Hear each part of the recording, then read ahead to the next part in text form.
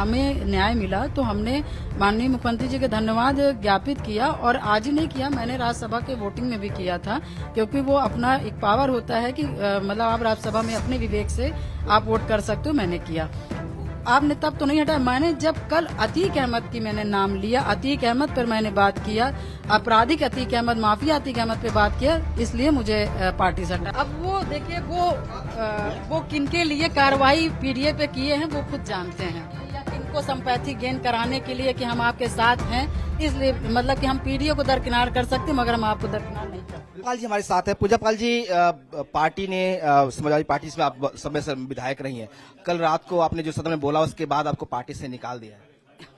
देखिए, कल मैंने माननीय मुख्यमंत्री जी की तारीफ की, मगर क्योंकि मैं पीड़ित महिला थी, पीड़ित विधायक थी, मैंने 2005 से लेकर 2023 तक मैंने अपने जीवन में बहुत संघर्ष किया, गरीबी झेला, परेशानियां झेली, सारी चीजों को झेलते हुए अतीक अहमद से मैंने लड़ने का काम किया। और उसके बाद जब हमें न्याय मिला तो हमने माननीय मुख्यमंत्री जी के धन्यवाद ज्ञापित किया, और आज ही नहीं किया, मैंने राज्यसभा के वोटिंग में भी किया था, क्योंकि वो अपना एक पावर होता है कि मतलब आप राज्यसभा में अपने विवेक से आप वोट कर सकते हो। मैंने किया, आपने तब तो नहीं हटाया। मैंने जब कल अतीक अहमद की मैंने नाम लिया, अतीक अहमद पर मैंने बात किया, आपराधिक अतीक अहमद, माफिया अतीक अहमद पे बात किया, इसलिए मुझे पार्टी से हटाया। अखिलेश कह रहे कि आप बीजेपी से टिकट ले लीजिए। अरे मेरा कोई भाग्य जानता है जी, देखिए, आप पीडीए से, या 2005 में कोई जानता था मैं विधायक बनूंगी? आप पीडीए से हैं, उसके बाद ही कार्रवाई हो गई।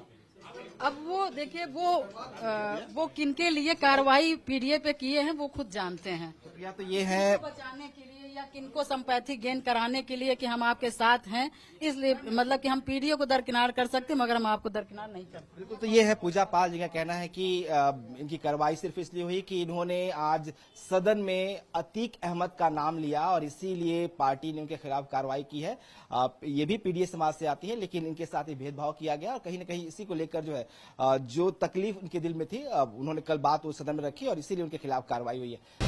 मैंने अपना पति खोया है जो इस सदन के माननीय सदस्य थे। ये बात किसी से छिपी नहीं है, पूरा सदन जानता है कि उनकी हत्या कैसे हुई थी और किन लोगों ने की थी। मैं धन्यवाद देना चाहती हूँ ऐसे मुख्यमंत्री जी का, जिन्होंने जीरो टॉलरेंस ला करके, पॉलिसी को ला करके, अपना करके अपराध और माफिया अतीक अहमद जैसे अपराधियों को मट्टी में मिलाने का काम, जो करके दिखा दे उसी पर विश्वास किया जाता है। मैं भी 3 बार इस सदन की विधायक रही हूँ, बहुत छोटी उम्र से रही हूँ, सबके विश्वास और सबकी आज से मैं यहाँ पर आई हूँ। माननीय मुख्यमंत्री जी के आने के बाद मुझे न्याय मिला। मेरे पति के हत्यारे अतीक अहमद को माननीय मुख्यमंत्री जी ने मृत्यु में मिलाने का काम किया। मैं आपका ध्यान, माननीय अधिष्ठाता महोदय जी, मैं आपका ध्यान अपने तरफ ले आना चाहती हूँ। मैंने अपना पति खोया है जो इस सदन के माननीय सदस्य थे।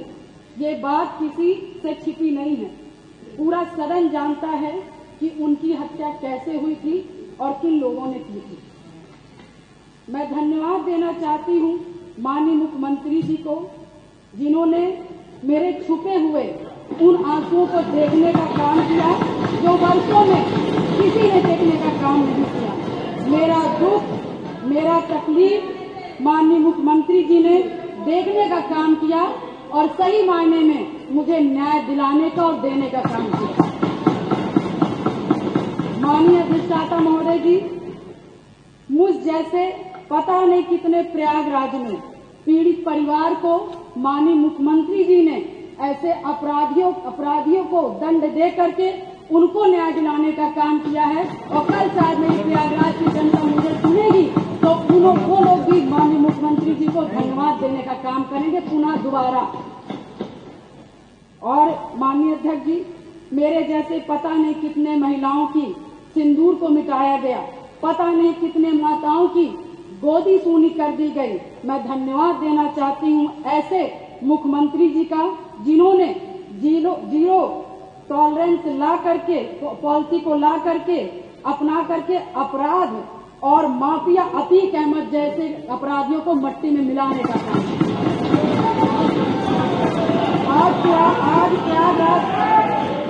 अधिष्ठाता महोदय जी, आज प्रयागराज ही नहीं अपितु पूरा उत्तर प्रदेश की जनता आज माननीय मुख्यमंत्री जी के तरफ विश्वास की नजर से देखता है कि कोई भी प्रदेश का कोई भी माफिया या भू माफिया हमारे भाई की तरफ, हमारी महिलाओं की तरफ, हमारी बहनों की तरफ बुरी नजर से उठा के देखने का काम करेगा तो उस हर अपराधी को मिट्टी में मिलाने का काम किया जाए।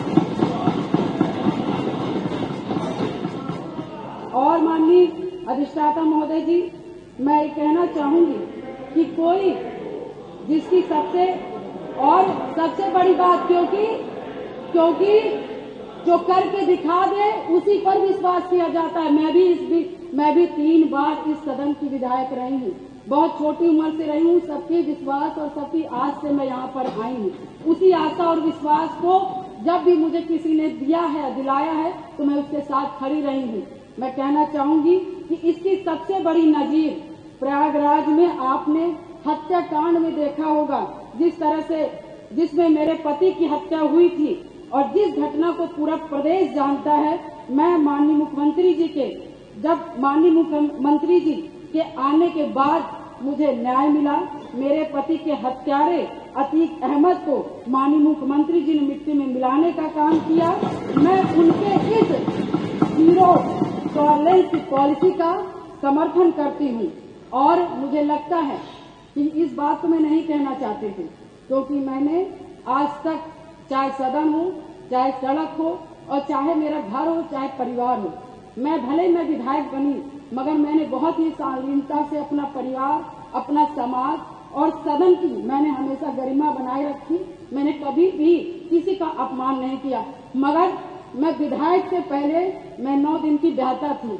मेरी माँ तो 9 दिन की शादी हुई थी और मैं उस ससुराल में मैं विधायक बनने नहीं गई थी। मैं सिर्फ उस घर का रोटी बनाने के लिए गई थी, अपना परिवार बसाने गई थी। मैं विधायक नहीं बनने गई थी। मगर जब मेरे साथ घटना हुआ तो मैंने न्याय के लिए अपना आवाज खोला, अपने अधिकारों को मांगने का काम किया और जो कि मुझे जिस तरह से मुझे सही लगा, मैंने कभी जनता को अपना परिवार समझा, कभी आप सभी माननीय सदस्य को अपना भाई बंधु समझा और आप ही लोग से, सभी लोग से मुझे ताकत मिली। और मुझे लगता है कि प्रयागराज में जो कोई नहीं सोचता था, मैं मिसाल हूँ उन सभी लोगों का, जो कि मैं बहुत गरीब परिवार से, दोनों ससुराल और मैके दोनों परिवार से, बहुत गरीब परिवार से आती हूँ। न मेरे पास पैसा था, न गाड़ी था, न व्यवस्थाएं थी, न घर में कोई एक आदमी था। मगर धन्य शहर पश्चिमी की जनता ने जिस पे मुझे विश्वास करके मुझे चुनाव लड़ने का काम किया और अपने पैसे से चुनाव लड़ने का काम किया और उन्होंने लड़वाने का काम उसी आस्था विश्वास के साथ सन 2005 से मैं कमर कस के मैंने शायद अपनी नहीं की, अपने पति की, मुझे तो पता ही नहीं था कि कौन क्या है।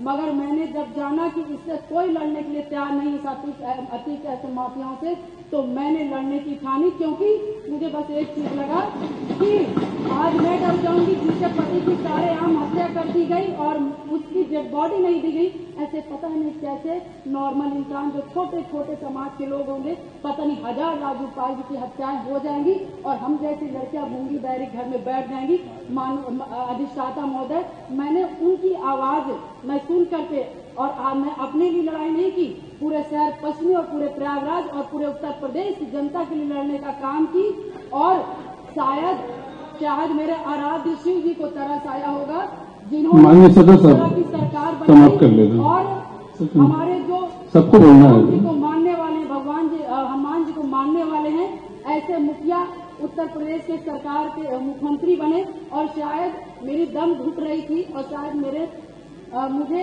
दिक्कत हो रही थी और शायद मैं लड़ते लड़ते कहीं न कहीं अंदर से टूट रही थी, शरीर कमजोर हो रही थी, परेशान हो रही थी। ईश्वर को भी तरस आया और महाराज जी को भी तरस आया और मुझ जैसी महिला को न्याय दिलाने का काम किया। उत्तर प्रदेश की जनता को मुझ जैसी महिलाओं को न्याय दिलाने का काम